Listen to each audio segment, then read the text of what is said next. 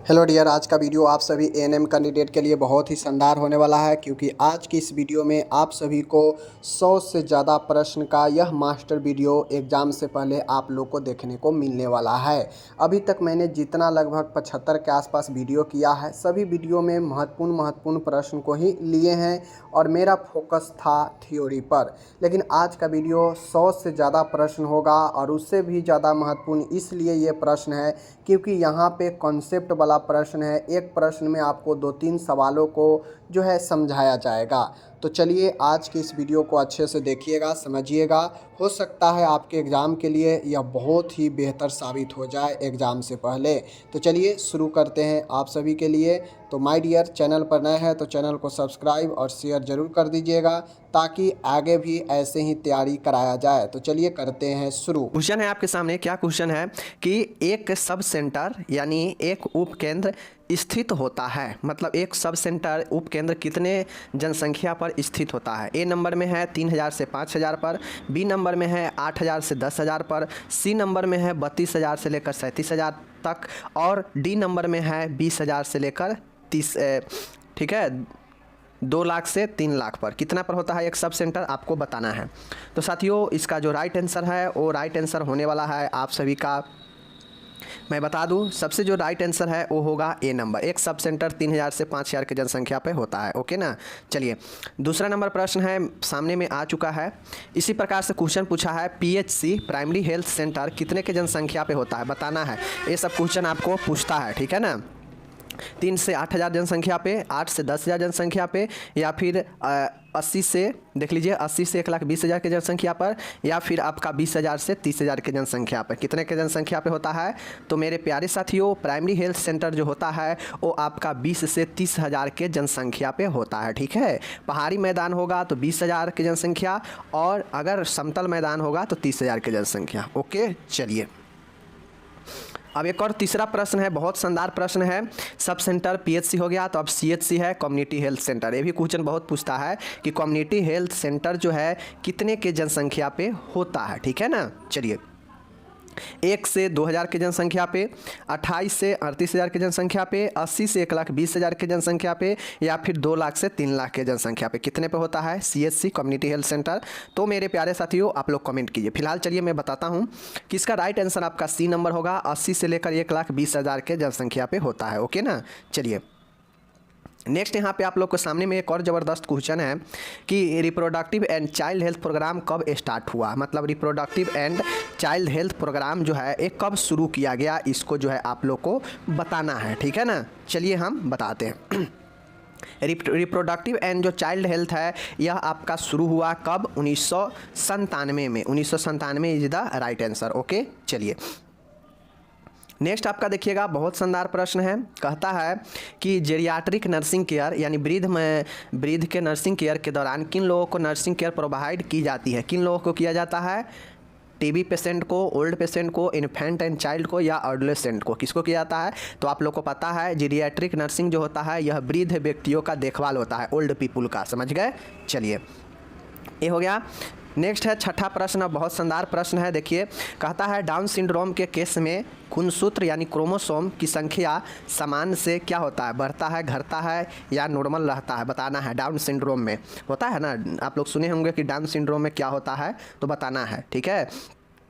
1 अधिक होती है, 2 अधिक होती है, 1 कम होती है और 2 कम होती है। क्या होती है आपको बताना है। देखिए डाउन सिंड्रोम आपको लगता होगा डाउन मतलब कमना यानी नीच होना, ऐसा नहीं है। यह जो है आपका जो 21वां गुणसूत्र होता है ना, तो 2 जोड़ी होता है, 2 ही जोड़ी, कोई भी पेयर जो होता है 2 होता है। तो यहाँ पे 2 नहीं होकर 21वां जो क्रोमोसोम का पेयर जो होता है ना, यह 2 नहीं होकर इसके जगह पर 3 हो जाता है, यानी 1 अधिक हो जाता है, ठीक है। तो ये राइट आंसर हो जाएगा, समझ गए। चलिए 7 नंबर में देखिएगा, टर्नर सिंड्रोम में क्रोमोसोम की संख्या समान से क्या होता है। वो तो था डाउन सिंड्रोम। अब हम लोग देख रहे हैं कि टर्नर सिंड्रोम में क्या होता है। 1 अधिक होता है, 2 अधिक होता है, 1 कम होती है और 2 कम होती है। क्या होती है आपको बताना है, बताइए कमेंट करके। चलिए हम बताते हैं। टर्नर सिंड्रोम जो होता है उसमें आपका जो होगा वह जो है क्या होता है, वह 1 कमता है। डाउन सिंड्रोम में 1 बढ़ता है और टर्नर सिंड्रोम में 1 कमता है, ठीक है ना। चलिए नेक्स्ट प्रश्न यहाँ पे देखिएगा 8 नंबर का प्रश्न और अच्छा प्रश्न है। निम्न में से बच्चों में पाई जाने वाली मोस्ट कॉमन पालसी, पालसी मतलब आप लोग समझते हैं ना, लकवा, समझते हैं ना, पालसी मतलब समझते हैं लकवा। तो देखिए बच्चों में सबसे मोस्ट कॉमन जो पालसी होता है वो आपका जो होता है spastic cerebral palsy, dyskinetic cerebral palsy, ataxia cerebral palsy और मिक्स टाइप सेरेब्रम पालसी। क्या होता है आपको बताना है, ठीक है ना। तो देखिए बच्चों में जो मोस्ट सबसे अधिक जो पालसी होता है वह स्पास्टिक सेरेब्रल पालसी होता है। क्या होता है? स्पास्टिक सेरेब्रल पालसी होता है। बच्चों में सबसे ज़्यादा होने वाला लकवा यही होता है, ठीक है। 9th नंबर का देखिएगा, देखिए ये सभी के सभी क्वेश्चन आपका सिलेक्टिव क्वेश्चन है, एग्जाम के लिए महत्वपूर्ण है, ठीक है, याद रखिएगा। निम्न में से नेफ्रोटिक सिंड्रोम का क्लिनिकल फीचर नहीं है, मतलब इसमें से कौन ऐसा है जो क्लिनिकल फीचर नहीं है। तो देखिए नेफ्रोटिक सिंड्रोम एक आपका किडनी का रोग है, किडनी से संबंधित रोग है, जिसमें व्यक्ति का शरीर में सूजन होता है, ठीक है, मूत्र में जो है प्रोटीन बढ़ जाता है, बिलिरुबिन की मात्रा बढ़ जाता है। और ये सब कब होता है? नेफ्रोटिक सिंड्रोम होने पर, गुर्दा का रोग होने पर, किडनी के रोग होने पर, ठीक है ना। तो क्या होता है यहाँ पे बताना है, ठीक है ना। तो यहाँ पे आप लोग देख लीजिए, नेफ्रोटिक सिंड्रोम में क्लिनिकल फीचर नहीं है।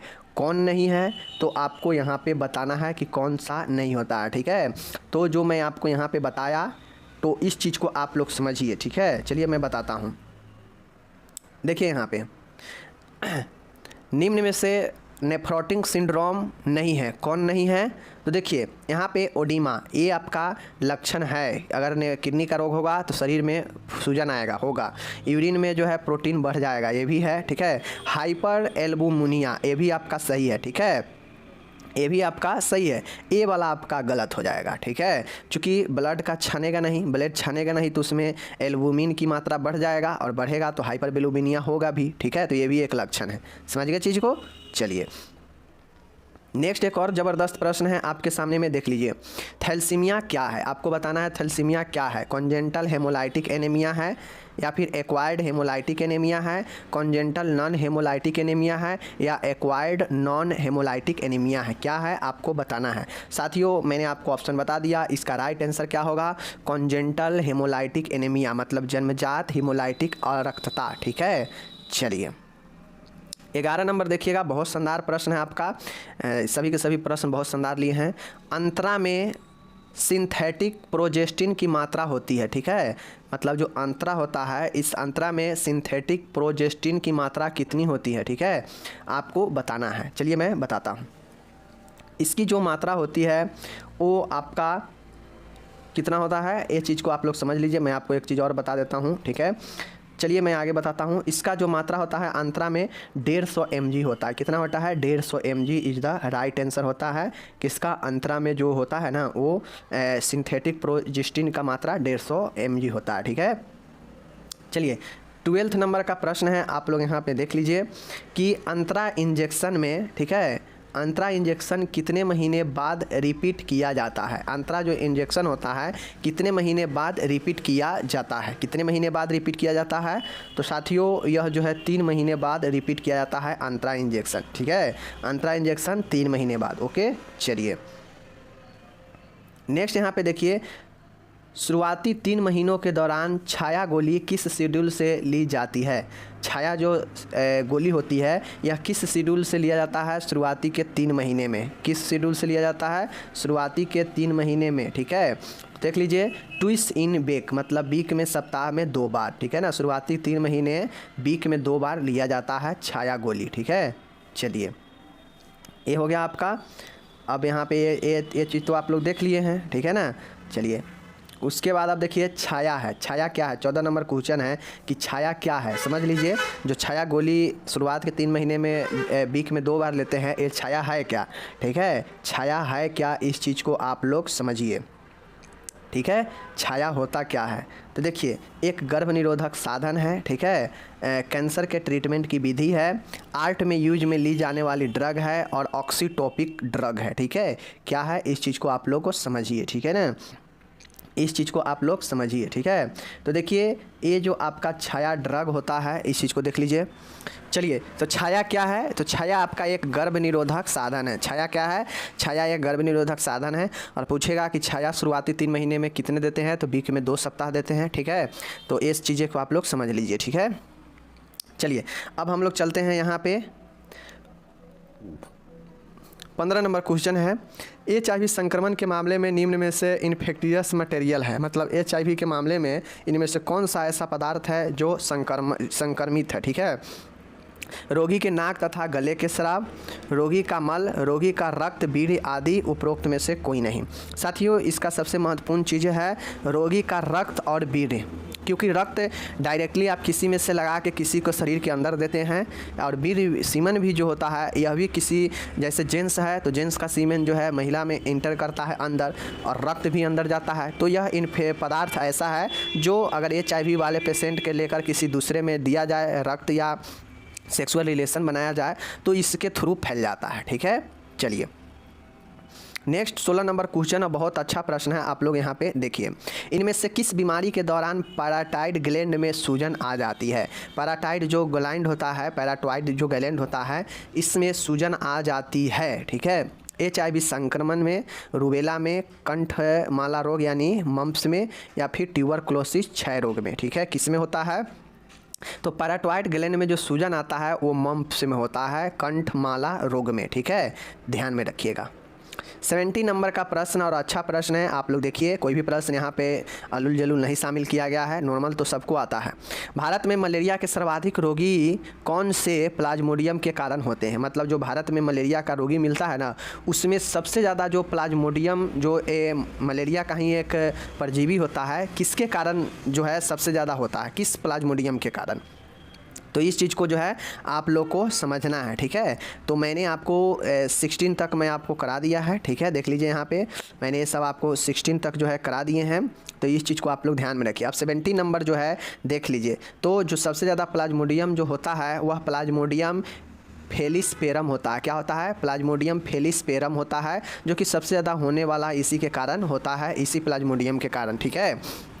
ओके 80 नंबर का प्रश्न है आपके सामने में आ चुका है, देख लीजिए कि निम्न में से कौन सा ग्रुप वायरल कम्युनिकेबल डिजीज है? मतलब इनमें से चारों में से कौन सा ऐसा है जो वायरल है, मतलब वायरस से जनित रोग होता है, ठीक है, संचारित रोग है। क्या बताना है? जैसे मिजल्स, मम्प्स, सार्स, इबोला, ठीक है, डिप्थीरिया, पर्टुसिस, टीबी, कोलेरा। तो टीबी तो जीवाणु से होता है, तो ये तो नहीं होगा। कोलेरा, मिजल्स, डेंगू, ये भी आपका क्या हो गया? डेंगू फीवर से क्या बोलते हैं, मच्छर से होने वाला है, ये भी नहीं होगा। उसके बाद malaria, dengue, fever and Phillauri, ये भी नहीं होगा, ये मच्छर के समूह का है। तो इसका राइट आंसर होगा ए वाला, यही आपका वायरल ग्रुप है जो कि वायरस के कारण होता है, ठीक है। चलिए आप नाम याद रख लीजिए, वायरस के कारण मिजल्स, मम्प्स, सार्स, इबोला, ठीक है, याद रखिए। 90 नंबर है, सेकेंड लास्ट का क्वेश्चन है, निम्नलिखित में से किस रोग की हड्डी तोड़ बुखार कहते हैं? हड्डी तोड़ बुखार किसे कहते हैं? लेप्रोसी, ट्यूबरकुलोसिस, ये बुखार है ही नहीं, ये भी बुखार नहीं है, ठीक है। टाइफाइड भी बुखार है और डेंगू बुखार है। अब इसमें से हड्डी तोड़ बुखार कौन सा होता है आपको बताना है, ठीक है ना। तो साथियों हड्डी तोड़ जो बुखार होता है आप लोग को पता होना चाहिए, ये जो आपका होता है, ये हो गया आपका। उसके बाद जो है आपका देख लीजिए 20 नंबर का जो प्रश्न है, शुरुआती 3 महीनों की समाप्ति के बाद छाया पिल किस शेड्यूल से ली जाती है? ठीक है ना, शुरुआती 3 महीनों की समाप्ति के बाद जो छाया पिल है यह किस शेड्यूल से ली जाती है? ठीक है ना, तो साथियों यह जो है शुरुआती 3 महीनों के बाद यह वीकली लिया जाता है। ठीक है, यह वीकली लिया जाता है।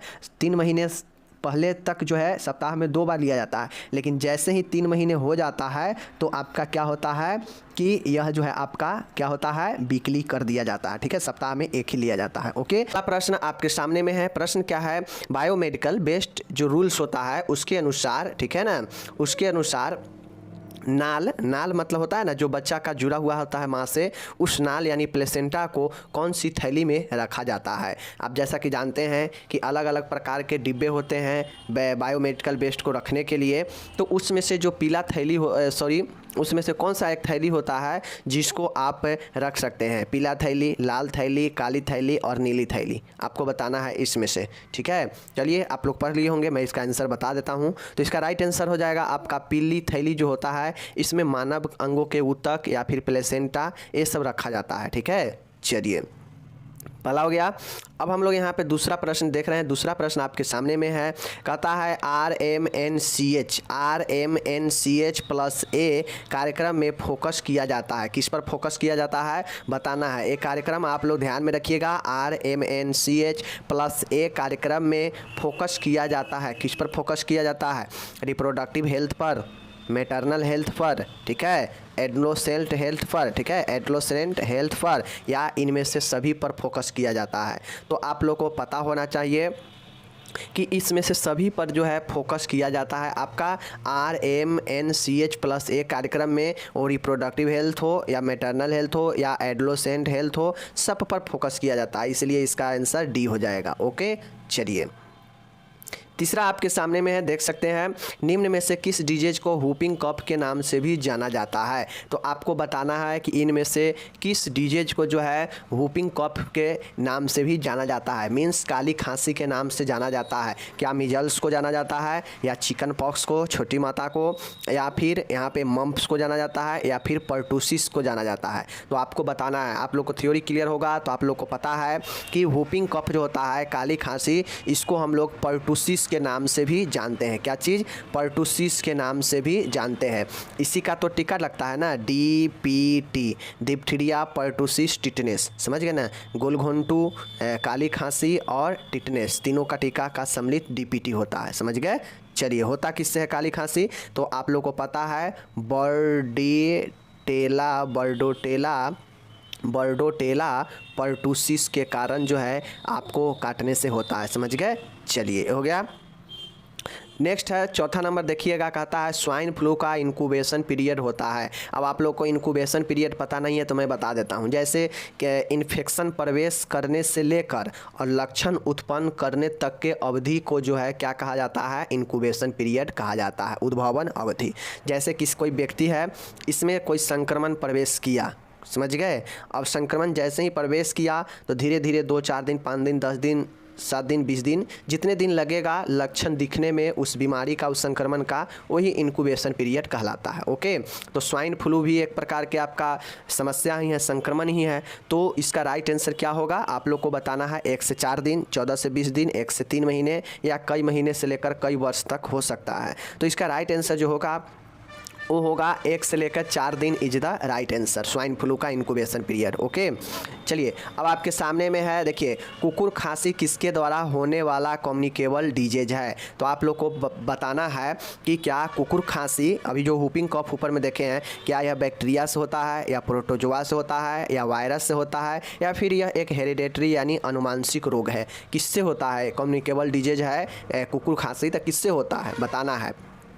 तो साथियों आप लोग को पता होना चाहिए, हम अभी ऊपर में बताए हैं, बर्डोटेला पर्टूसिस एक जीवाणु है जिसके द्वारा कुकुर खांसी होता है, यानी व्हूपिंग कफ होता है, ठीक है। ओके, चलिए क्वेश्चन नंबर 6 है, बहुत इंपॉर्टेंट क्वेश्चन लेकर आए हैं, नॉलेज फुल, कुछ एक्स्ट्रा नॉलेज भी देंगे अगर आप पढ़ेंगे तो।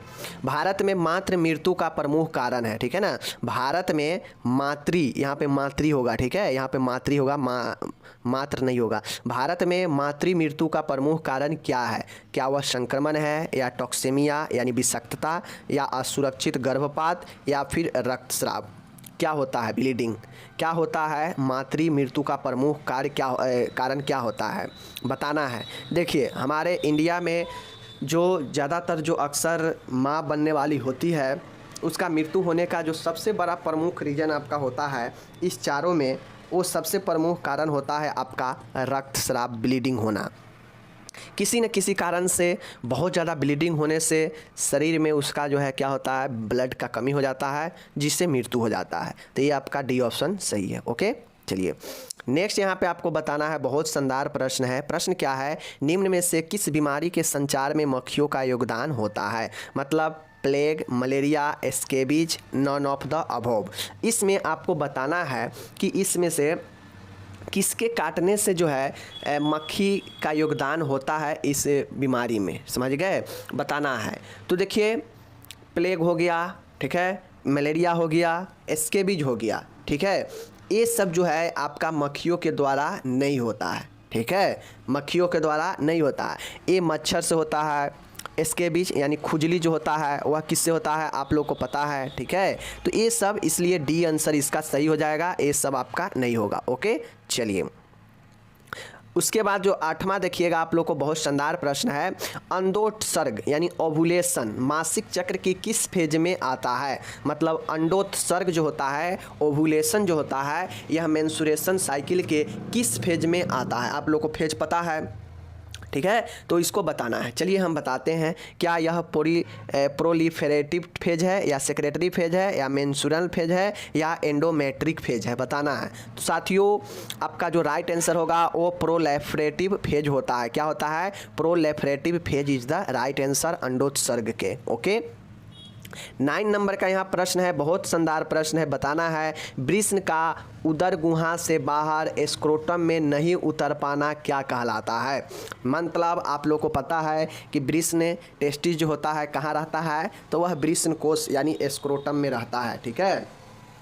एक थैलीनुमा शरीर से बाहर लटकता हुआ दो शेप में यह होता है, ठीक है, स्क्रोटम, उसी में आपका जो है क्या होता है? वृषण रहता है। अब यह उदर गुहा से बाहर आने के कारण होता है, लेकिन कहता है कि वृषण जो है वह स्क्रोटम में नहीं उतर पाना, उदर गुहा से एब्डोमिनल कैविटी से वृषण जो है टेस्टिस जो है वह स्क्रोटम में नहीं आ पाता है। मीन्स जो दो थैलीनुमा संरचना होता है सीसन के नीचे, उसमें जो है नहीं आ पाना क्या कहलाता है? तो क्या वह क्रिप्टोकिडिज्म होता है, ऑर्काइटिस होता है, एजुसेपर्निया होता है, या फिर हाइपोएस्पेडियासिस होता है? क्या होता है? तो साथियों इसका तो राइट आंसर होगा क्रिप्टोकिडिज्म। क्या होता है? क्रिप्टोकिडिज्म होता है, क्रिप्टोडिज्म होता है, ठीक है ना, क्रिप्टोकिडिज्म होता है इसका राइट आंसर, ठीक है।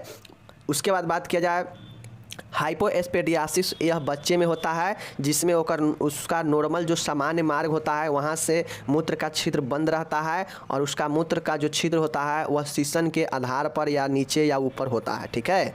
चलिए ये समझ गए। 10 नंबर देखिएगा, बहुत शानदार प्रश्न है। निम्न में से हेरिडेटरी डिजीज का एग्जाम्पल है, मतलब अनुवांशिक रोग का उदाहरण है कौन?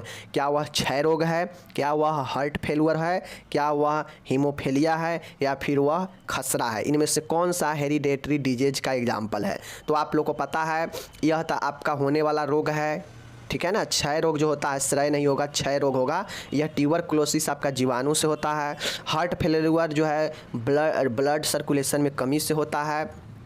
हीमोफीलिया एक अनुवांशिक रोग है, तो यही राइट आंसर होगा। मीजल्स आप लोग जानते हैं, ठीक है। चलिए एकदम अच्छा से समझिए, एकदम आसानी से। नेक्स्ट है विश्व स्वास्थ्य संगठन वर्ल्ड हेल्थ ऑर्गेनाइजेशन की स्थापना कब हुई? बताना है। क्या 7 अप्रैल 1948 को हुआ, क्या 15 अगस्त 1947 के हुआ, या फिर 7 जून 1949 के हुआ, या फिर 15 अप्रैल 1948 के हुआ? इसमें से राइट आंसर कौन है आप लोग कमेंट कीजिए। चलिए हम बताते हैं, इसका राइट आंसर आपका होगा 7 अप्रैल 1948, ठीक है। 7 अप्रैल 1948 is the right answer. Okay, चलिए नेक्स्ट प्रश्न यहाँ पे आप लोग देख लीजिए, बहुत शानदार है। कहता है 12 नंबर का, निम्न में से ह्यूमन बॉडी में कौन सी वर्टेब्रा 7 की संख्या में पाई जाती है? तो आप लोग को बताना है कि कौन सा वर्टेब्रा जो है 7 के संख्या में होता है। क्या वह सर्वाइकल वर्टेब्रा है, या थोरेसिक वर्टेब्रा है, या लंबर वर्टेब्रा है, या सैक्रल वर्टेब्रा है? कौन सा वर्टेब्रा है जो ह्यूमन बॉडी में 7 के संख्या में होता है? तो आप लोग को पता होगा कि जो सर्वाइकल वर्टेब्रा होता है वही आपका जो है 7 के संख्या में होता है, C1 से लेकर C7 तक। समझ गए? चलिए हो गया। 13 नंबर का प्रश्न बहुत शानदार है। नॉर्मल यूरिन का पीएच मान कितना होता है? एक क्वेश्चन अभी हाल में पूछा भी गया था, आप लोग को पता है कि यह क्वेश्चन अभी एमपी में या फिर राजस्थान में पूछा गया था, नॉर्मल यूरिन का पीएच मान, ठीक है। चलिए क्या होता है, क्या वह 6.8 होता है, या फिर आपका 7.35 से लेकर 7.45 होता है, या फिर 3.5 से लेकर 5 होता है, या फिर 8.5 से लेकर 8.8 होता है? आपको बताना है इसमें से कौन सा पीएच मान सही है, ठीक है।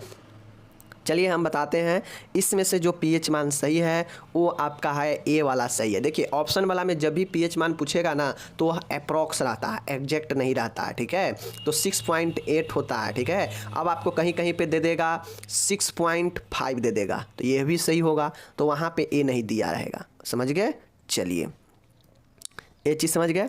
नेक्स्ट 14 नंबर का प्रश्न बहुत शानदार है, कहता है एस्टोमेटाइटिस से आप क्या समझते हैं।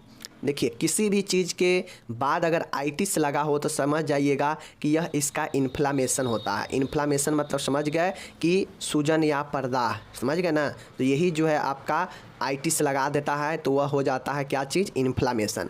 अब यहाँ पे बताना है कि एस्टोमेटाइटिस जो होता है क्या वह एस्टोमिक का इन्फ्लामेशन है या फिर ओरल म्यूकेसा का इन्फ्लामेशन है या फिर टंग्यू का इन्फ्लामेशन है या फिर गम्स का इन्फ्लामेशन है, बताना है।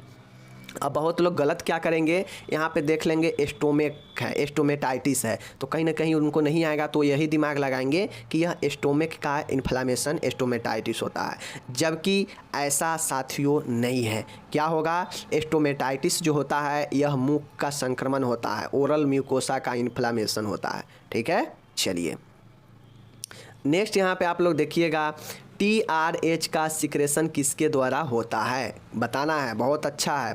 क्वेश्चन नंबर 15 है कि TRH का जो सिक्रेशन होता है किसके द्वारा होता है, क्या वह थायराइड ग्लैंड के द्वारा या फिर एस्टोमिक के द्वारा या फिर पिट्यूटरी ग्लैंड के द्वारा या फिर हाइपोथैलेमस के द्वारा, किसके द्वारा TRH का सिक्रेशन यानी स्रावित होता है। तो साथियों इसका राइट आंसर आपका होगा hypothalamus is the right answer. यही आपको TRH का सिक्रेशन करता है, समझ गए। चलिए ये हो गया 60 नंबर का प्रश्न और बहुत ही अच्छा प्रश्न है कि एनल फिशर के उपचार में इंक्लूड है। आप लोग को पता है एनल फिशर क्या होता है, आप लोग को पता है, ठीक है, के उपचार में इंक्लूड है। क्या उपचार में क्या इंक्लूड है, फाइबर रिच डाइट मतलब रेशेदार भोजन देना, आहार देना चाहिए।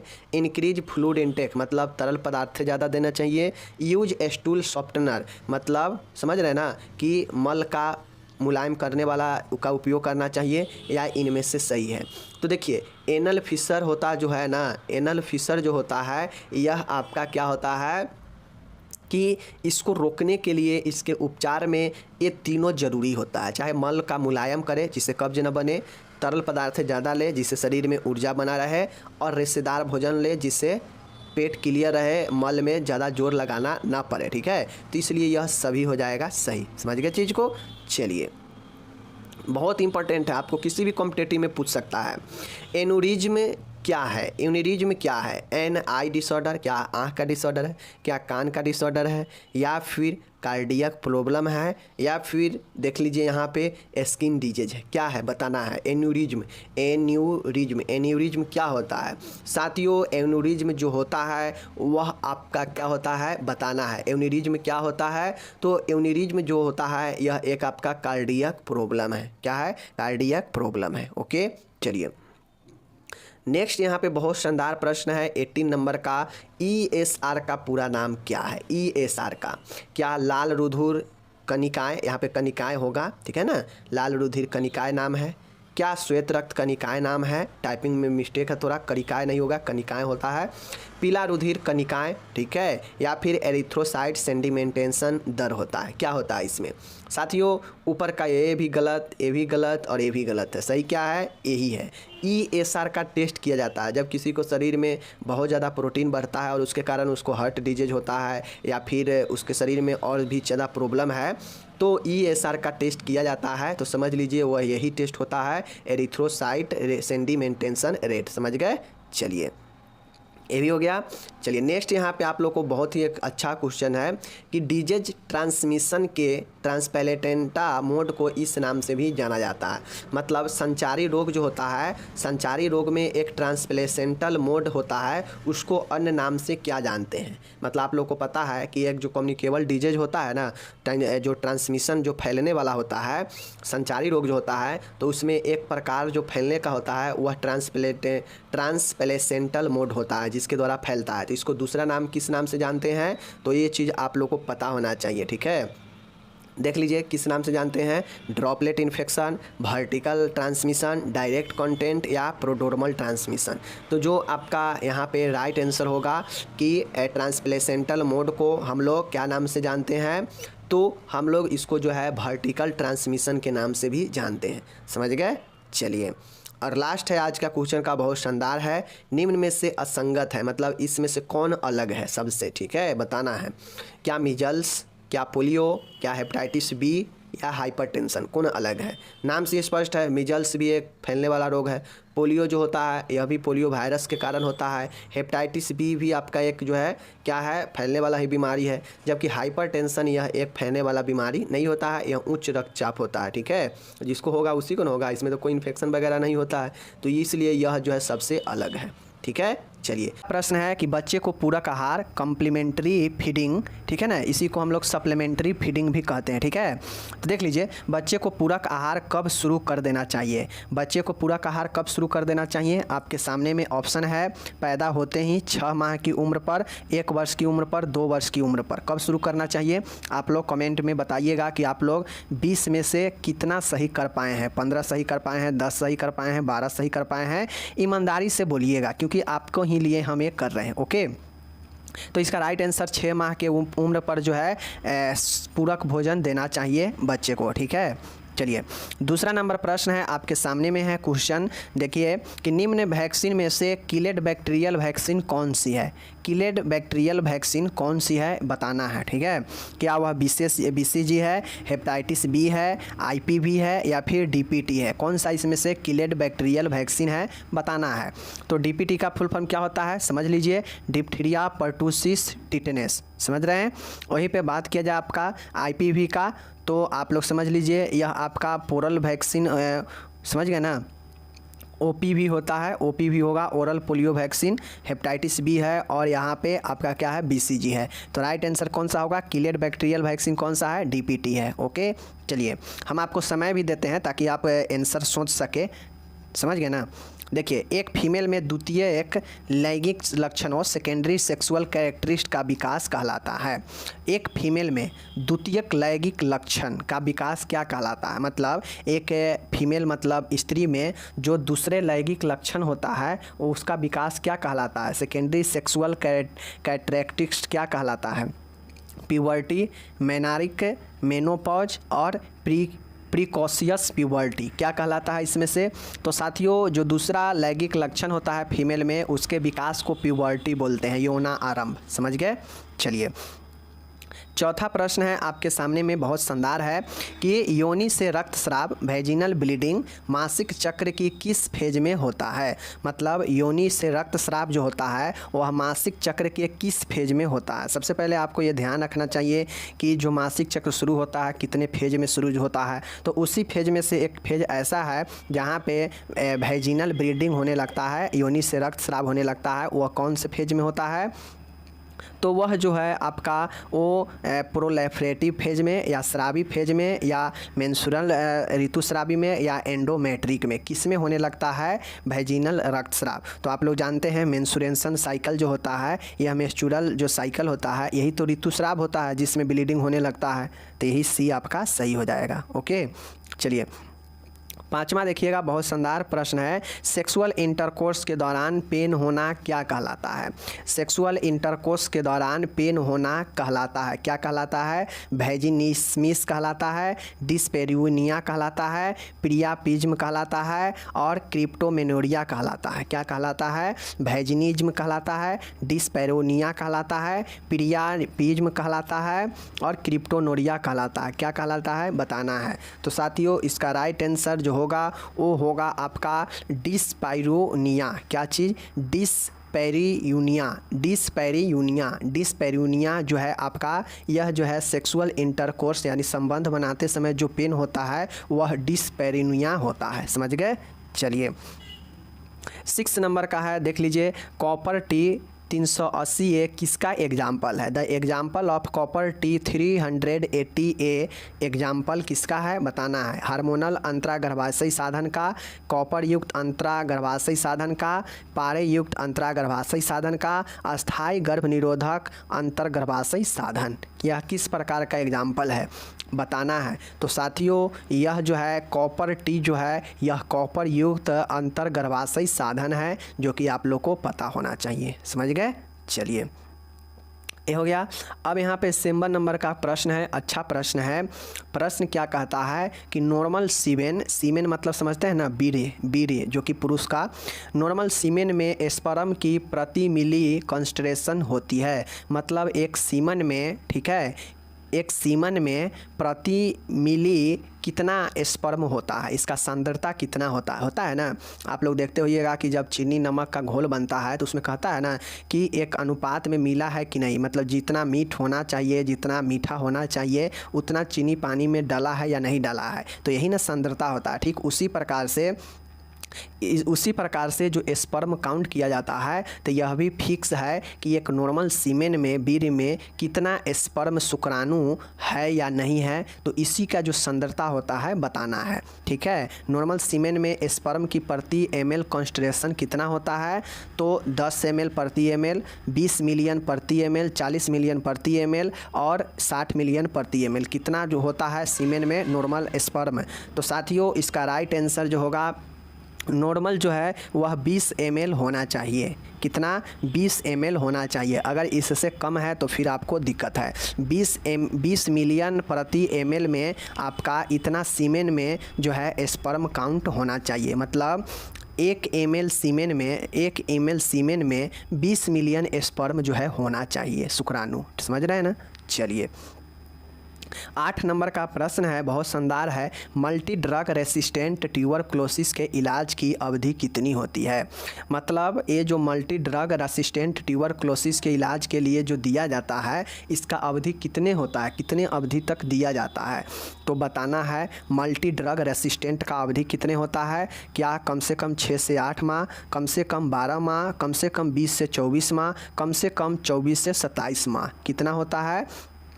तो इसका राइट आंसर कम से कम 24 से 27 माह जो है होता है मल्टी ड्रग रेसिस्टेंट जो कि ट्यूबरक्लोसिस के लिए है। ओके चलिए 9वां नंबर देखिएगा, अच्छा प्रश्न है। सिफिलिस है। सिफिलिस क्या है, क्या बैक्टीरियल बोर्न स्टडी है, वायरस बोर्न स्टडी है, फंगस बोर्न एसटीडी है या प्रोटोजोआ बोर्न एसटीडी है। एसटीडी का मतलब समझ रहे हैं ना, सेक्सुअल ट्रांसमिटेड डिजीज, बोर्न मतलब जन्म। ठीक है, तो यह किससे रिलेटेड है सिफिलिस। तो साथियों सिफिलिस जो होता है, सिफिलिस क्या है इसको आपको बताना है। तो सिफिलिस आपका बैक्टीरिया बोर्न स्टडी है। क्या है, बैक्टीरिया बोर्न स्टडी है। यह आपका एक सेक्सुअल ट्रांसमिटेड यौन संचारित रोग है जो बैक्टीरियल के द्वारा फैलता है। सिफिलिस समझ गए। 10th नंबर के देखिएगा, निम्न में से हाइपरटेंशन की रोकथाम का उपाय नहीं है। कौन सा उच्च रक्तचाप का रोकथाम का उपाय नहीं है। डेली रेगुलर एक्सरसाइज, क्या यह हाइपरटेंशन को नहीं रोकेगा। तो देख लीजिए, low salt and low fat diet, यह भी सही बात है। एवॉइड ऑफ स्मोकिंग, ये भी सही है। साल्ट रिच डाइट, ये गलत है। ज़्यादा नमक, किसी को हाइपरटेंशन है, हृदय का रोग है, तो उसको जो है आप ज़्यादा से ज़्यादा जो है नमक नहीं दे सकते हैं, कम देंगे। तो 10वां का जो है आपका डी सही हो जाएगा। ओके, बाकी रेगुलर एक्सरसाइज करना चाहिए, लो साल्ट लो फैट वाला भोजन लेना चाहिए, स्मोकिंग को एवॉइड करना चाहिए। समझ गए, ये सब सही था। 11 देख लीजिए, मेनिया। मेनिया क्या है, मेनिया एक अवसाद है, डिप्रेशन है, चिंता है, एंजाइटी है, बेकार का डर है। तो क्या यह उन्माद है। तो मेनिया क्या है, तो मेनिया आपका पता है, मेनिया का हिंदी उन्माद होता है, जिसमें व्यक्ति बहुत ज़्यादा हर्ष चरित्र खुशी मन का होता है और कभी कभी बहुत ज़्यादा दुख भी हो जाता है। ठीक है, चलिए ये हो गया। 12 नंबर का आप लोग देखिएगा, किस ब्लड लीड लेवल पर लीड पॉइजनिंग के क्लिनिक सिम्टम्स उत्पन्न हो जाते हैं। मतलब कितना ज़्यादा ब्लड में सीसा का लेवल होता है तो वह सीसा मतलब सीसा विषाक्तता का लक्षण दिखने लगता है। कितना होने पर, जब ब्लड लेवल 10 माइक्रोग्राम प्रति डीएल से अधिक हो। जब ब्लड में लेड यानी सीसा का लेवल 10 माइक्रोग्राम प्रति डीएल से अधिक हो। जब 20 माइक्रोग्राम प्रति डीएल से अधिक हो, डीएल मतलब डेसीलीटर। जब ब्लड लीड जो है लेवल से अधिक हो। ठीक है, जब ब्लड लीड लेवल 100 माइक्रोग्राम प्रति डीएल से अधिक हो। तो कब अधिक होगा ब्लड में, जिससे लीड पॉइजनिंग सीसा विषाक्तता का लक्षण होने लगेगा। कब, तो इसका राइट आंसर हो जाएगा आपका सी नंबर का, जब ब्लड लीड लेवल से अधिक हो। मतलब जब ब्लड में लेड का लेवल मतलब सीसा का लेवल अधिक हो जाएगा सामान्य से, तो यह क्या हो जाएगा, विषाक्तता होने लगेगा, मतलब पॉइजन बन जाएगा शरीर में। ठीक है, 13 नंबर का देखिएगा, निम्न में से ब्लड क्लॉटिंग में हेल्पफुल एलिमेंट कौन सा है। मतलब ब्लड को थक्का बनाने में हेल्पफुल जो तत्व है कौन सा है इनमें, कैल्शियम, सोडियम, पोटेशियम, आयरन। इस तत्व में कौन सा है जो ब्लड क्लॉटिंग में मदद करता है, ठीक है। तो इसका राइट आंसर कैल्शियम ही हो जाएगा, यही आपका राइट आंसर हो जाएगा। ओके, 14 नंबर का देखिएगा, निम्न में से कौन सा छिद्र स्फिंक्टर पर व्यक्ति का इच्छा शक्ति का कंट्रोल होता है। मतलब कौन सा स्फिंक्टर है जिससे व्यक्ति का इच्छा से कंट्रोल होता है, कौन सा है। क्या वह कार्डियक स्फिंक्टर है, क्या मिट्रियल वाल्व है, क्या एक्सटर्नल एंड स्फिंक्टर है, या फिर ट्रिक्सपाइड वाल्व है। ट्रिक्सपाइड वाल्व है, क्या है जिस पर व्यक्ति का कंट्रोल होता है उस स्फिंक्टर पर, उस छिद्र पर, कौन सा है।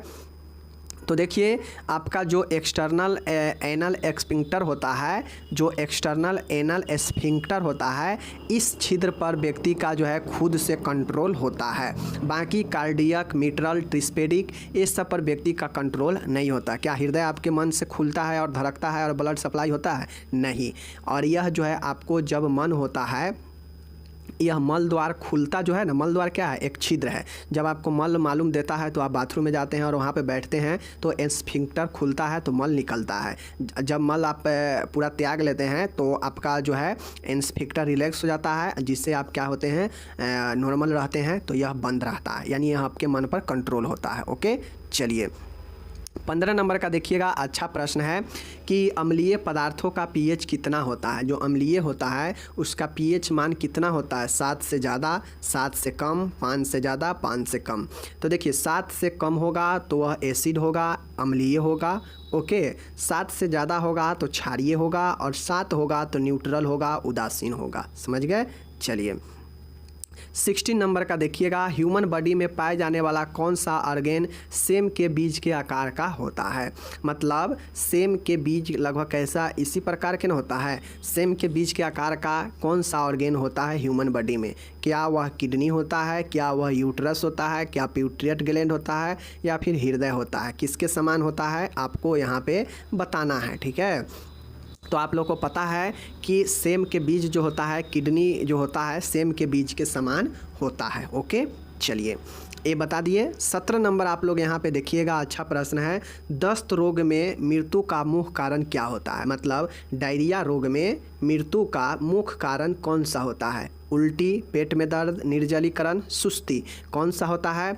तो साथियों उल्टी तो होता ही है, पेट दर्द होता ही है, सुस्ती भी छाता ही है, बट इसका सबसे जो मृत्यु होने का जो कारण होता है वह निर्जलीकरण होता है। अब डायरिया में होता क्या है कि मुंह से भी वोमिटिंग होता है और मल के रास्ते से भी एकदम पानी के जैसे मल निकलता है और एकदम लगातार निकलते रहता है थोड़ा थोड़ा देर पर, जिससे होता यह है कि शरीर का जो जल होता है वह मुंह और मल के द्वारा बहुत ज़्यादा निकल जाता है, जिससे शरीर में निर्जलीकरण हो जाता है, जल का कमी हो जाता है और जितना चाहिए उतना नहीं होता है, जिससे व्यक्ति का मृत्यु हो जाता है। ठीक है।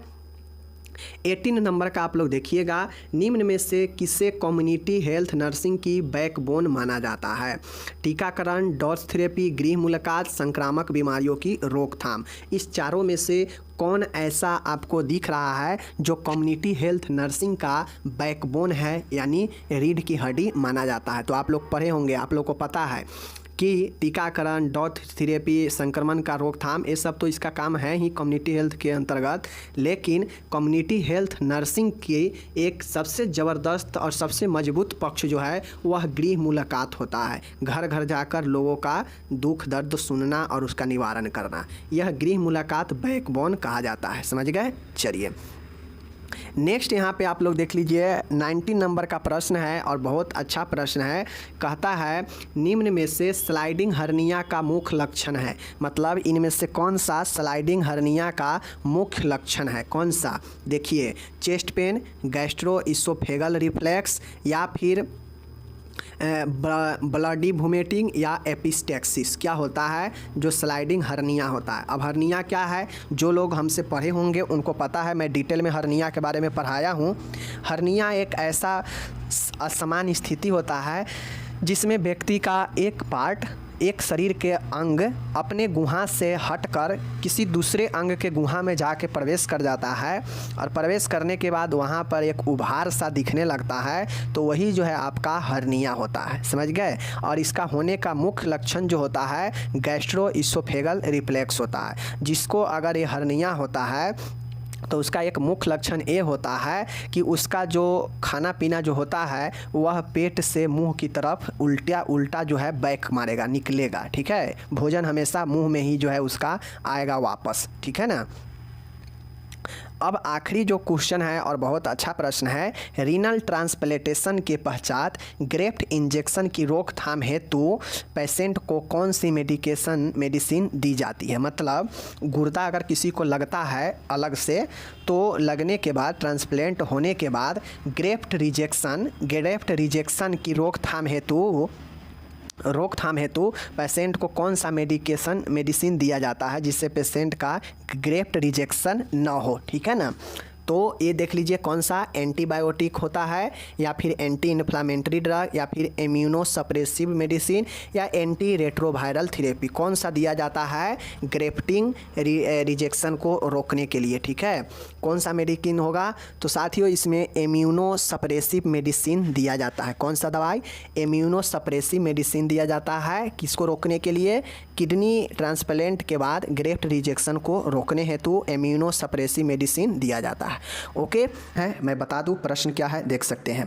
प्रश्न आपके सामने में है कि निम्नलिखित में से मलेरिया के दौरान आने वाला बुखार की विशेषता क्या है। मतलब मलेरिया के दौरान जो बुखार आता है उसका विशेषता क्या है। सर्दी एवं कंपकपी के साथ तेज बुखार आना, ठीक है। उसके बाद है बुखार का सीढ़ी नुमा तरीके से बढ़ना, मतलब एक सीढ़ी के जैसे दर बाई दर बढ़ना, या फिर समान बुखार आना, या उपरोक्त में से कोई नहीं। तो मलेरिया बुखार के क्या एक विशेषता है, तो देखिए मलेरिया बुखार जो आता है ना, वह सर्दी के साथ कंपकपी के साथ तेज बुखार आता है, समझ गए चीज़ को। तो ये इसका राइट विशेषता है, ओके समझ गए।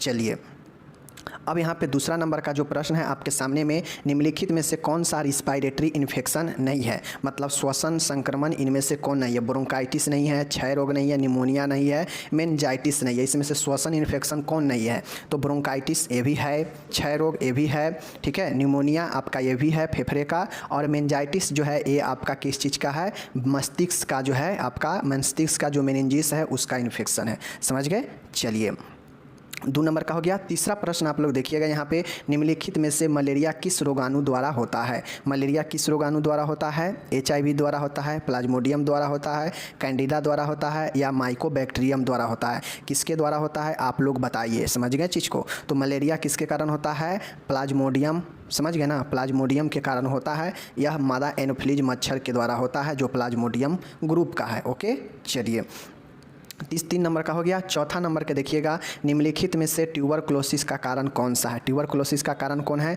क्या HIV है, या प्लाज्मोडियम है, या कैंडिडा है, या माइकोबैक्टीरियम है। इनमें से कौन है जिसके कारण ट्यूबरक्लोसिस होता है। तो साथियों इसका right answer option number D, Mycobacterium tuberculosis के कारण ट्यूबरक्लोसिस होता है, TB रोग, ओके। चलिए 5वां में देखिएगा, ARI का पूरा नाम क्या है। ARI का पूरा नाम बताना है, फुल फॉर्म। तो तीव्र श्वसनीय संक्रमण, या फिर मूत्रीय मार्गीय संक्रमण, उच्च रक्तचाप, या सेरेब्रोवास्कुलर एक्सीडेंट। क्या होता है इसका राइट आंसर। तो देखिए इसका ARI का जो फुल फॉर्म होता है पूरा नाम, वो एक्यूट रिस्पायरेटरी इन्फेक्शन होता है। यानी एक्यूट मतलब तीव्र, रिस्पायरेटरी श्वसन, और I फॉर इन्फेक्शन। तो ये नंबर सही होगा, ओके। चलिए 5 नंबर मैंने बता दिया। 6ठे नंबर का प्रश्न है, यहाँ पे आप लोग देख लीजिए। कहता है UTI का पूरा नाम क्या है। UTI ये सब क्वेश्चन आपका बहुत ही अच्छा लेवल का पूछता है, फुल फॉर्म से रिलेटेड भी। तो जो UTI का फुल फॉर्म होता है, तीव्र श्वसनीय संक्रमण, मूत्र मार्ग संक्रमण, उच्च रक्तचाप, सेरेब्रोवास्कुलर एक्सीडेंट। राइट आंसर इसका क्या होगा आप लोग कमेंट कीजिए। तो देखिए UTI का फुल फॉर्म होता है यूरिनरी ट्रैक्ट इन्फेक्शन, मतलब मूत्रीय मार्ग संक्रमण, समझ गए चीज़ को। चलिए 6ठा हो गया। 7वां देखिएगा, बहुत ही अच्छा प्रश्न है। 7वां में क्या है कि एंटी डायरियल ड्रग है। इनमें से एंटी डायरियल ड्रग कौन सा है बताना है। Anti diarrhoeal drug coding sulphate, या फिर लोपरामाइड हाइड्रोक्लोराइड, ओमेप्राजोल, और या फिर डी नंबर में जो ऑप्शन है A या B। क्या बताइए इनमें से कौन सा एंटी डायरियल ड्रग है, मतलब जो दस्त में दिया जाने वाला ड्रग है, कौन सा। तो दोस्तों कोडिन सल्फेट और लोपरामाइड हाइड्रोक्लोराइड दोनों जो है आपका एंटी डायरियल ड्रग है, ओके। चलिए ये समझ गए। 8वां नंबर का देखिएगा, बहुत अच्छा प्रश्न है कि डाईसाइक्लोमीन हाइड्रोक्लोराइड है। यह सब आपको फार्मेकोलॉजी का है। तो बताइए डाईसाइक्लोमीन हाइड्रोक्लोराइड क्या है।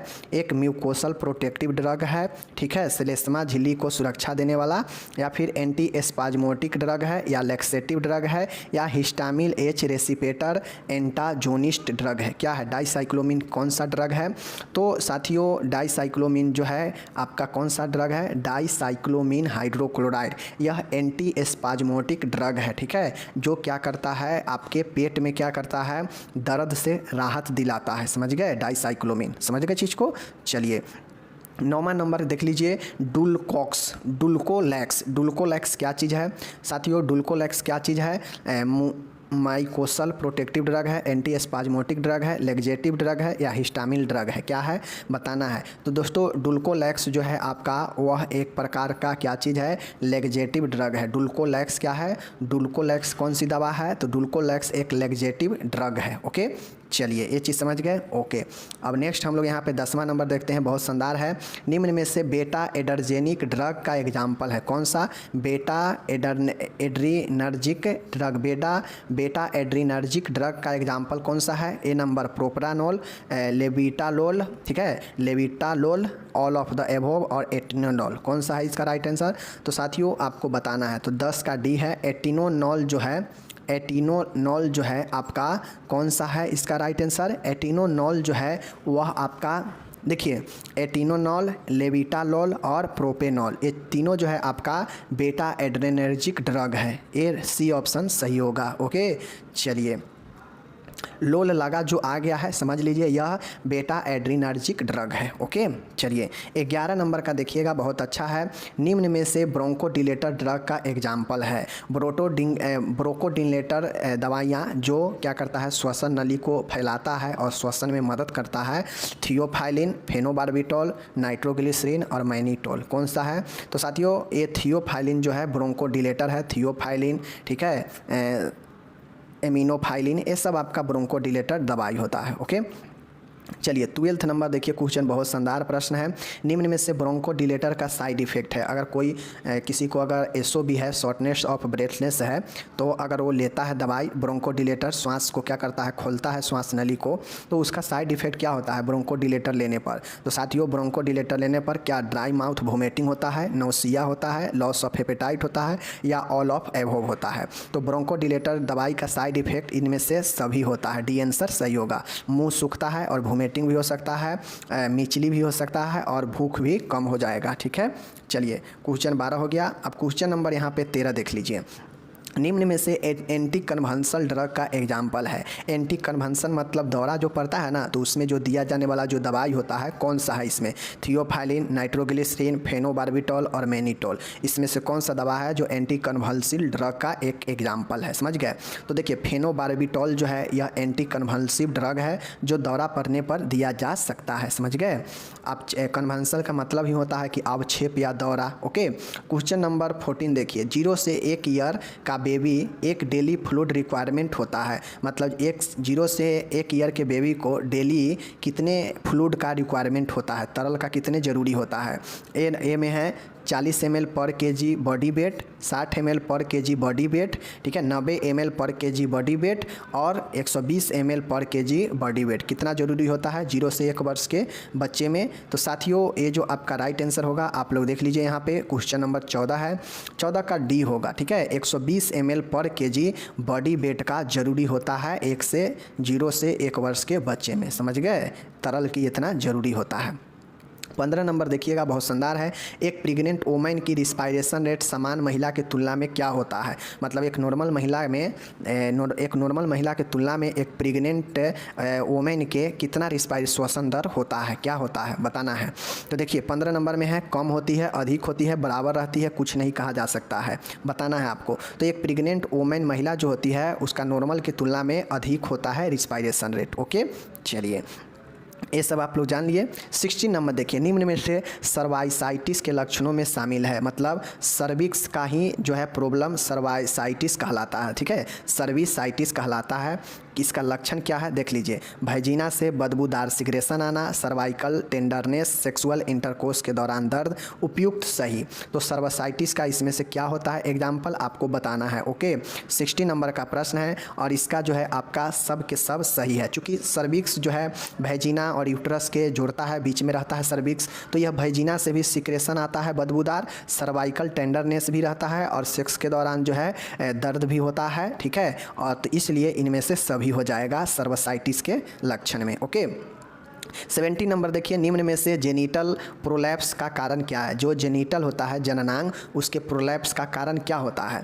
प्रेसिपिटेट प्रसव, क्या चीज़, प्रेसिपिटेट प्रसव, बड़े आकार के शिशु की डिलीवरी, प्रसव के समय सर्विक्स के फुल डिलेशन से पूर्व ही महिला द्वारा ऐच्छिक प्रयास लगाना, या उपयुक्त सभी। तो जेनिटल प्रोलैप्स मतलब जो जननांग है वह एक दूसरे को बाहर निकल जाना, यह जो है कब होता है बताना है। तो यह तब होता है, इनमें से सभी हो जाएगा। अगर कोई महिला है वह प्रसव के दौरान अपना से जोर लगाएगा और सर्विक्स उसका बाहर आ जाएगा, या फिर कुछ जो शिशु है वह ज़्यादा विकसित हो जाता है जिससे वह बड़ा हो जाता है, तो इसके कारण भी होता है। और प्रेसिपिटेट प्रसव में भी यह जो है प्रोलैप हो जाता है जेनिटल ऑर्गेन। ओके चलिए 80 नंबर का देखिए, अच्छा है, निम्न में से स्तन कैंसर का रिस्क फैक्टर है। स्तन कैंसर का रिस्क फैक्टर कौन सा है बताना है। ओके चलिए देखिए, मासिक चक्र की कम उम्र में ही शुरुआत हो जाना, मासिक चक्र की कम उम्र में ही शुरुआत हो जाना, मेनिपोज का अधिक उम्र में होना। ठीक है, और ऐसी महिला जिसमें पहला बच्चा जो है 30 वर्ष की उम्र के बाद हो, और इनमें से उपरोक्त सभी। क्या होगा इसका राइट आंसर। तो साथियों उपयुक्त सभी है जिसके द्वारा जो है कोई महिला के स्तन कैंसर का होने का फैक्टर होता है। जैसे मासिक चक्र कम उम्र में ही शुरू हो जाएगा तो ये जो है स्तन पर प्रभाव पड़ेगा ही पड़ेगा। मेनिपॉज मतलब जो मेंस्ट्रुएशन साइकिल जो चलता है उसका रुकने का जो समय होता है वह अधिक होना, 45 से 50 नॉर्मल है, अगर इससे भी अधिक होता है तो ये कारण बनता है स्तन कैंसर का। ऐसी महिलाएं जो 30 वर्ष के अधिक बच्चे का जन्म देती है तो ये कारण बनता है स्तन कैंसर का रिस्क फैक्टर। ओके, और आजकल आखिरी क्वेश्चन है, आज हम ओनली 90 क्वेश्चन ही लिए हैं, तो आप लोग देखिए आखिरी प्रश्न 90 नंबर है, गर्भवती महिला की नॉर्मल रिस्पायरेशन रेट कितनी होती है। ऊपर में तो हम लोग देखे हैं कि कम होता है या ज़्यादा, अब बताना है कि गर्भवती महिला के नॉर्मल रिस्पायरेटरी रेट जो है रिस्पायरेशन रेट कितना होता है। क्या 10 से 12 प्रति मिनट, या 12 से 20 प्रति मिनट, या 18 से 24 प्रति मिनट, या 24 से 30 प्रति मिनट, कितना होता है। क्योंकि हम जानते हैं गर्भवती महिला का रिस्पायरेशन रेट बढ़ जाता है, तो बढ़ने के बाद नॉर्मल कितना रहेगा इस सब का, तो 18 से 24 हो जाता है। नॉर्मल तो हम लोग जानते हैं कि 16 से 20 होता है, तो यह रिस्पायरेशन बढ़ जाता है प्रेगनेंसी के दौरान, तो इसलिए 18 से 24 इसका औसत राइट होगा। ओके चलिए देखते हैं, पहला है निम्न में से नेफ्रॉन का भाग है। मतलब नेफ्रॉन आप लोग जानते हैं कि गुर्दा किडनी में होता है, और उसमें से जो है यह किसका नेफ्रॉन का भाग कौन सा होता है बताना है। ए नंबर में है वोमेन संपुट, बी नंबर में है समीपस्थ कुंडलित नलिका, और सी नंबर में है दूरस्थ कुंडलिक नलिका, और डी नंबर में है ऑल ऑफ, मतलब सभी। कौन होगा इसमें से बताना है। तो साथियों नेफ्रॉन का भाग है इसमें से डी इसका राइट आंसर है। सभी के सभी नेफ्रॉन का भाग है, चाहे वोमेन संपुट हो या समीप या दूरस्थ कुंडली नलिका हो, सभी के सभी ये नेफ्रॉन का भाग है। ओके चलिए दूसरा नंबर प्रश्न है, अच्छा प्रश्न है, ह्यूमन बॉडी में पाए जाने वाले कॉकलिया किस कार्य में सहायक है। कॉकलिया आप लोग जानते होंगे किस कार्य के लिए सहायक है। देखने की प्रक्रिया में, सुनने की प्रक्रिया में, श्वसन की प्रक्रिया में, मूत्र निर्माण की प्रक्रिया में, किस प्रक्रिया में जो है एक कॉकलिया जो है शामिल होता है। तो आप लोग को पता है कॉकलिया जो है सुनने का काम में जो है आपका बहुत ज़्यादा आता है। समझ गए चीज़ को। चलिए नेक्स्ट है, देखिए आप लोग यहाँ पे क्वेश्चन पढ़िए, और जब तक मैं पढ़ूंगा, जब तक मैं ऑप्शन बोलूँ तब तक आप पढ़ के इसका क्वेश्चन बता सकते हैं, और लास्ट में बताइएगा कि 20 से 21 में से आप कितना सही कर पाए हैं, कितना नहीं हो पाया है ईमानदारी पूर्वक। निम्न में से कौन सी इंडोक्राइन ग्लैंड जीवन रक्षक हार्मोन का सीक्रेट करता है। मतलब कौन सा ऐसा जो है अंतस्रावी ग्रंथि है जो जीवन के रक्षा हार्मोन को सीक्रेट करता है। कौन सा, प्यूटरिड ग्लैंड, अग्नाशय gland, adrenal gland, parathyroid gland, कौन ग्लैंड है जो आपके जीवन रक्षक हार्मोन को स्रावित करता है बताना है। तो साथियों इसका राइट आंसर एड्रीनल ग्लैंड है, जो कि आपको जीवन रक्षक ग्लैंड सिक्रेशन करता है हार्मोन को। नेक्स्ट है, फोर्थ नंबर का क्वेश्चन है, मनुष्य का जो टंगू जीव होता है कौन सा भाग जो है, माग नहीं भाग होगा, मीठे स्वाद का ज्ञान कराने का संबंध रखता है। मतलब जीभ में अलग अलग भाग है जो तीखापन, खट्टा, मीठा सबका अनुभव कराता है। तो मीठा वाला पूछ रहा है कि मीठा वाला भाग कौन सा जो है ज्ञान को संबंध कराता है। ठीक है, पीछे वाला भाग, बगलों वाला भाग मतलब साइड वाला, शुरुआती मतलब अग्रभाग, या पूरी जीभ के सभी भाग? कौन सा भाग है जो मीठा को क्या करता है, अनुभव कराता है, ज्ञान करवाता है? तो साथियों इसका राइट आंसर शुरू के आगे के जो भाग होता है यह मीठा को क्या करता है, आपको अनुभव कराता है। ठीक है, कोई भी चीज़ आप मीठा खाते हैं तो आगे वाला जीभ जो है आपको पता चलाता है कि आप मीठा ले रहे हैं। ठीक है, नेक्स्ट है T3 हार्मोन का सिक्रेशन शरीर के किस भाग द्वारा होता है? T3 एक आपका थायरोक्सिन होता है, जो थायराइड होता है ना, वही उसी का एक भाग होता है T3, T4, ये सब हार्मोन का नाम है। ठीक है, और ये T3 हार्मोन शरीर के किस भाग से सिक्रेशन होता है? पैंक्रियाज के बीटा सेल द्वारा, पैंक्रियाज में अल्फा सेल द्वारा, टेस्टिज में पाए जाने वाले अंतराली सेल द्वारा, या थायराइड नामक इंडोक्राइन ग्लैंड द्वारा? तो साथियों T3 हो, T4 हो या थायरोक्सिन हार्मोन हो, ये सब के सब जो है थायराइड नामक इंडोक्राइन ग्लैंड द्वारा स्रावित होता है। ठीक है, चलिए उसके बाद देखिएगा छठा नंबर का है, एक मनुष्य में लार्ज इंटेस्टाइल की लंबाई क्या होता है? क्या वह स्मॉल इंटेस्टाइन से अधिक होता है? क्या स्मॉल इंटेस्टाइन से कम होती है? या फिर स्मॉल इंटेस्टाइन की बराबर होती है? या फिर शून्य होती है? मतलब जो बड़ी आंत है उसका लंबाई क्या स्मॉल वाला से छोटी होती है या बड़ी होती है, या फिर बराबर होती है, या फिर शून्य होती है, बताना है। तो आप लोग जानते हैं, ठीक है, कि जो लार्ज इंटेस्टाइन होता है इसका लंबाई जो है स्मॉल इंटेस्टाइन से कम होता है। जी हाँ साथियों, ये अगर आप नहीं जानते हैं तो जान लीजिए कि जो लार्ज इंटेस्टाइन होता है वह जो है स्मॉल इंटेस्टाइन से छोटी होती है। लेकिन आप कहेंगे कि ये कैसे होगा, लार्ज इंटेस्टाइन है तो वो ना बड़ा होगा, ऐसा नहीं है। लार्ज इंटेस्टाइन इसलिए इसे बड़ा कहा जाता है क्योंकि इसका जो ये परिधि मोटाई होता है ना, ये मोटाई जो है स्मॉल इंटेस्टाइन से अधिक होता है। लार्ज इंटेस्टाइन का मोटाई अधिक होने से इसे जो है लार्ज कहा जाता है, जबकि लंबाई का बात करेगा तो स्मॉल वाला कहीं ज़्यादा होता है। ठीक है, चलिए 7 नंबर का क्वेश्चन है, निम्न में से पैथोजन व्यक्ति के बॉडी में किस रूट द्वारा प्रवेश करता है? मतलब सीधा समझिए कि पैथोजन का मतलब होता है सूक्ष्म जीव, समझ गए ना, जो रोग उत्पन्न करता हो, रोग उत्पन्न करने वाला सूक्ष्म जीव, उसी को पैथोजन करते हैं, जिसके द्वारा रोग उत्पन्न होता है। तो वैसे चीज़ जो बॉडी में किस रूट से, किस मार्ग से प्रवेश करता है, ठीक है, देख लीजिए। ए नंबर में है आपका थ्रू एलिमेंट्री कैनाल मतलब आहार नाल द्वारा, थ्रू रिस्पायरेटरी ट्रैक्ट श्वसन मार्ग द्वारा, थ्रू सेक्सुअल एक्ट द्वारा मतलब शारीरिक संबंध द्वारा, या फिर ऑल द अबव। तो आप लोग को पता होना चाहिए कि आपका जो पैथोजन होता है, रोग उत्पन्न करने वाला सूक्ष्म जीव जो होता है, सिंपल तौर पे कह लीजिए संक्रमण जो होता है वो आपके आहार नाल के द्वारा भी, भोजन के द्वारा भी जाता है, श्वसन के द्वारा भी जाता है, टीबी वगैरह श्वसन रोग, ठीक है ना, सेक्स के द्वारा HIV वगैरह, हेपेटाइटिस वगैरह, ये जो फैलता है सेक्स के थ्रू भी फैलता है, समझ गए। और तो इसीलिए इसमें से D के D हो जाएगा, सभी के सभी हो जाएगा। ओके, चलिए ज्ञान वाला हम वीडियो क्वेश्चन सब इंक्लूड किए हैं।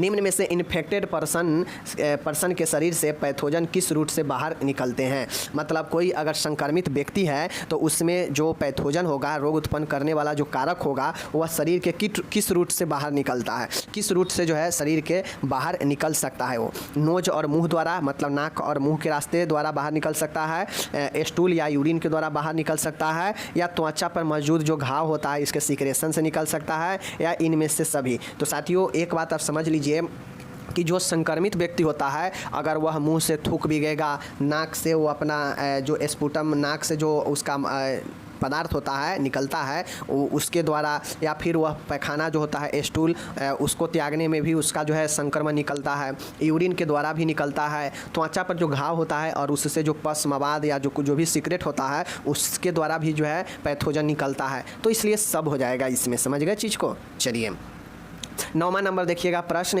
डिजीज की किस अवस्था में टर्शियरी प्रिवेंशन की आवश्यकता होती है? मतलब रोग के किस अवस्था में टर्शियरी प्रिवेंशन की आवश्यकता होती है? किस अवस्था में होती है? देख लीजिए, कैरिज अवस्था, कैरियर अवस्था में, प्रोडोर्मल फेज में, टर्मिनल फेज में, इन्फेक्टिव फेज में। किस फेज में जो है आपको टर्शियरी जो है, ठीक है ना, देख लीजिए टर्शियरी प्रिवेंशन की आवश्यकता पड़ती है, किस फेज में, देख लीजिए। तो ये आपका टर्मिनल फेज में जो है टर्शियरी प्रिवेंशन की आवश्यकता होती है, ठीक है, टर्मिनल फेज में। ओके, याद रखिएगा। चलिए 10वां नंबर देखिएगा, इंडिया में ब्लाइंडनेस अंधेपन का मुख्य कारण क्या है? अंधेपन ब्लाइंडनेस का मुख्य कारण क्या है? Cataract, refractive errors, glaucoma, conjunctivitis. India में सबसे ज़्यादा जो अंधेपन होता है उसका मुख्य कारण क्या होता है? तो साथियों इसका राइट आंसर जो होगा वो आपका A नंबर होगा, कैटरेक्ट होगा, मोतियाबिंद होगा। चीज़ को समझ गए। चलिए ये हो गया। अब नेक्स्ट देखिएगा 11 नंबर, बहुत शानदार प्रश्न है। आशा को कहाँ अपॉइंट नहीं किया जा सकता है, मतलब ये जो ऑप्शन दिया है इस ऑप्शन में से आशा जो होती है उसको कहाँ अपॉइंट मतलब उसे पद स्थापित कहाँ नहीं किया जा सकता है, कम्युनिटी सेंटर पर या फील्ड विजिट में, ठीक है, और या आंगनबाड़ी सेंटर पर या फिर सुपर स्पेशलिस्ट हॉस्पिटल में। आशा को कहाँ नहीं अपॉइंट किया जा सकता है बताना है, ठीक है। तो साथियों जो आशा होती है उसको सुपर स्पेशलिस्ट हॉस्पिटल में आशा नहीं होती। आप लोग जानते हैं जैसे हार्ट हॉस्पिटल, टीबी हॉस्पिटल, ठीक है, न्यूरोलॉजिकल हॉस्पिटल, सब स्पेशलिस्ट हॉस्पिटल होता है, तो वहाँ पे जो आशा होती है वो आशा को वहाँ पे नहीं अपॉइंट किया जाता है। बाकी ये जो 3 ऑप्शन यहाँ पे दिया गया है, आंगनबाड़ी सेंटर में मतलब आंगनबाड़ी केंद्र में आशा होती है, फील्ड विजिट में मतलब क्षेत्र भ्रमण में भी होती है, और कम्युनिटी सेंटर पर भी आशा रहती है। जो आप लोग देखते होइएगा गाँव समय आशा जो है आंगनबाड़ी पर, कम्युनिटी सेंटर में नर्स के साथ में, फील्ड विजिट में, इस सब पर नर्स आशा रहती है, ठीक है। चलिए 12 नंबर में देखिएगा, अच्छा प्रश्न है। स्वास्थ्य सेवा महानिदेशालय DGHS हेल्थ ऑर्गेनाइजेशन के किस स्तर पर होता है, ठीक है। स्वास्थ्य सेवा महानिदेशालय जो है यह किस स्तर पर होता है, यह हेल्थ ऑर्गेनाइजेशन जो है किस स्तर पर होता है बताना है। क्या गांव के लेवल पर या डिस्ट्रिक्ट लेवल पर या स्टेट लेवल पर या सेंटर लेवल पर, किस लेवल पर ये जो है स्वास्थ्य सेवा महानिदेशालय होता है बताना है, ठीक है। तो देख लीजिए आपका इसका राइट आंसर सेंट्रल लेवल पर, जो हमारा देश का जो स्वास्थ्य महानिदेशालय है यह आपके सेंट्रल केंद्र लेवल पर होता है, ठीक है। इस चीज़ को ध्यान में रखिएगा, यह एक संस्था था, ठीक है। वायु प्रदूषण का मेन सोर्स क्या है साथियों बताना है। जो है वायु प्रदूषण, एयर पोल्यूशन का मुख्य जो सोर्स है वो मुख्य स्रोत क्या है बताना है। गाय का गोबर, जीवाश्म ईंधन, लकड़ी का जलाना, ठीक है, या फिर जो है बायोगैस। तो साथियों इसमें वायु प्रदूषण का मेन जो सोर्स होता है, अगर आप लकड़ी को जलाते हैं तो क्या होगा, उससे धुआं निकलेगा और धुआं से जो है वह वातावरण को प्रदूषित करेगा, ठीक है। चलिए नेक्स्ट देखिएगा क्वेश्चन नंबर 14 नंबर, निम्न में से कौन सा सबस्टांस सांस लेने पर O2 की तुलना में हीमोग्लोबिन के साथ अधिक तेज़ी से क्रिया करता है। Carbon dioxide, sulphur dioxide, carbon monoxide, nitrous oxide. कौन सा ऐसा सबस्टांस है, पदार्थ है जो सांस लेने पर ऑक्सीजन के तुलना में हीमोग्लोबिन के साथ अधिक तेज़ी से जो है क्रिया करता है, कौन सा है बताना है। तो साथियों आप लोग को पता है कि carbon dioxide, sulphur, carbon monoxide और नाइट्रस ऑक्साइड ये सब के सब सबस्टांस है, लेकिन श्वास अगर आप कार्बन मोनोऑक्साइड का लेंगे तो आपको जल्दी घातक पहुंचाएगा और बहुत ज़्यादा जो है बीमार कर देगा। तो यह जल्दी जो है रिएक्ट करता है, समझ गए, याद रखिएगा कार्बन मोनोऑक्साइड, ओके। चलिए 15 नंबर देखिएगा, टीन एज प्रेगनेंसी का कारण क्या होता है। टीन एज प्रेगनेंसी का कारण क्या होता है, समझ गए। कम उम्र में मतलब कम उम्र में प्रेगनेंसी का कारण क्या होता है। तो कम उम्र में मैरिज होना, शिक्षा का निम्न स्तर, कॉन्ट्रासेप्टिव मेथड के बारे में अज्ञानता, ठीक है, और ऑल ऑफ द अबव। तो साथियों कम उम्र में प्रेगनेंसी का जो कारण होता है वह जो है कम उम्र में शादी होना, यह भी कारण होता है। जिसका कम उम्र में शादी होगा तो जाहिर सी बात है उसको कम उम्र में प्रेगनेंसी हो जाएगा, तो यह भी एक कारण होता है।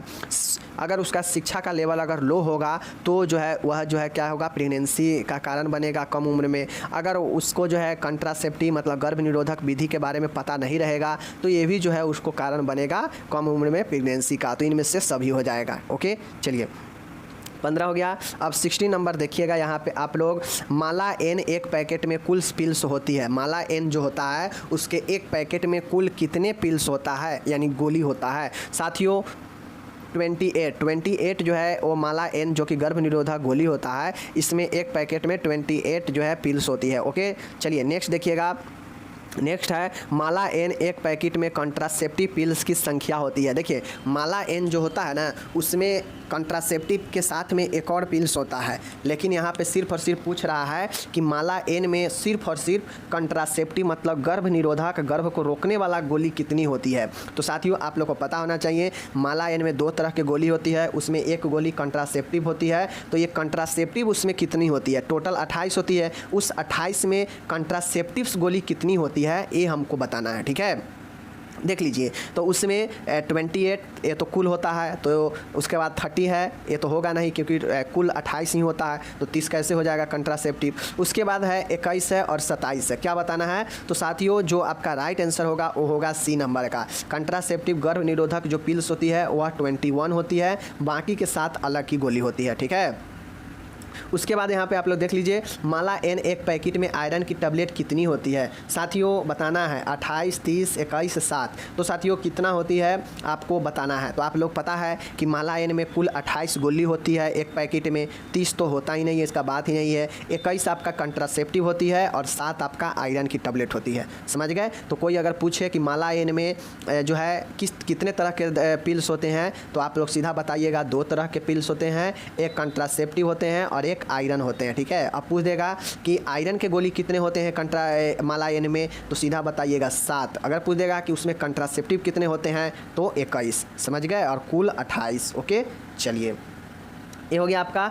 अब यहाँ पे 19 नंबर का देखिएगा, माला एन के पैकेट में मौजूद गोलियाँ होती है किसके लिए। माला एन के जो पैकेट होता है उसमें जो गोलियाँ होती है वह किस प्रकार की होती है यहाँ पे बताना है। केवल गर्भ निरोधक, केवल आयरन, गर्भ निरोधक तथा आयरन दोनों, और गर्भ निरोधक तथा विटामिन सी। तो अभी तो ऊपर जान गए कि इसमें गर्भ निरोधक और आयरन दोनों होता है माला एन में। ओके, चलिए अब यहाँ पे 20 नंबर का क्वेश्चन है कि ओरल कंट्रासेप्टिव पिल्स का लेना कब प्रारंभ करना चाहिए, मतलब मुख से कंट्रासेप्टिव पिल्स का लेना कब प्रारंभ करना चाहिए, ठीक है। देख लीजिए, तो आप लोग यहाँ पे देख लीजिए MC के प्रथम दिन, MC के तीसरे दिन, MC के 5वें दिन और MC के 7वें दिन। तो कंट्रासेप्टिव पिल ओरल किस समय से लेना चाहिए, तो साथियों इसका राइट आंसर हो जाएगा MC के 5वें दिन से जो है ओरल कंट्रासेप्टिव पिल्स लेना चाहिए। ओके, चलिए नेक्स्ट यहाँ पे देखिएगा कि राष्ट्रीय परिवार नियोजन कार्यक्रम की शुरुआत कब हुई, मतलब राष्ट्रीय परिवार नियोजन कार्यक्रम की शुरुआत जो है कब हुई इसको बताना है। तो साथियों 1948 में, 1952 में, 1962 में, 1993 में, इसमें से बताना है कि यह कब हुई इसका शुरुआत राष्ट्रीय परिवार नियोजन का। तो साथियों इसका राइट आंसर ऑप्शन नंबर जो है बी होगा। यहाँ जो है राष्ट्रीय परिवार नियोजन 1952 में शुरू हुई, ठीक है। तो चलिए आपका यहाँ पे प्रश्न समाप्त हो गया, और जितना हमें कराना था साथियों मैं एक